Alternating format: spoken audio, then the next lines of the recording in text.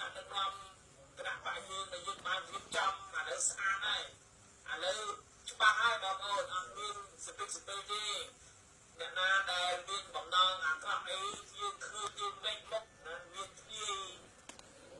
ការសម្រាប់ទៅខ្លះឥឡូវយើងឃើញច្បាស់ហើយនិយាយសរុបទៅឃើញថាមានតែគណៈបកសំរងស៊ីមួយគិតដែលស្មោះត្រង់ពិតប្រាកដជាមួយប្រជារាស្ត្រគណៈបកគេមួយទៀតនោះ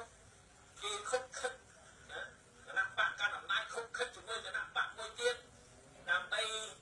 បំផ្លាញឬបំតងឆាឆៅគណៈបកសំរងស៊ីតែអត់បានសម្រេចទេបរាជ័យពីពួកអ្នកនេះធ្វើអំពើអាក្រក់ទោះជាពួនដៃគ្នាណា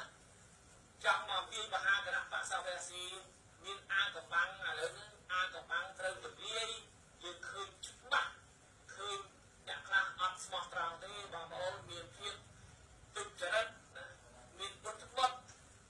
គេថាគេចង់មករួមកម្លាំងជាមួយគណៈបកសំរងស៊ីធ្វើសកម្មភាពទៅតាមការពិតគេបានត្រូវនៅគ្នាជាមួយហ៊ុនសែនដើម្បីមកប្រឆាំងគណៈបកសំរងស៊ីដូច្នេះពុតបុតនេះភាពទុច្ចរិតនេះលក្ខណៈចរិតនេះ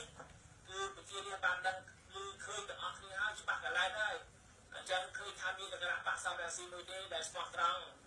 ដែលស្វាមីភ័ក្រចំពោះប្រទេសជាតិយើងមានទូនាទីយើងសំខាន់ណាស់ត្រូវតែស្រុកស្រង់ប្រទេសជាតិយើងជាពិភពរបស់យើងទាំងអស់គ្នាយើងត្រូវតែរួមគ្នាការពារទឹកដីយើងមានបញ្ហាទឹកដីបញ្ហាដី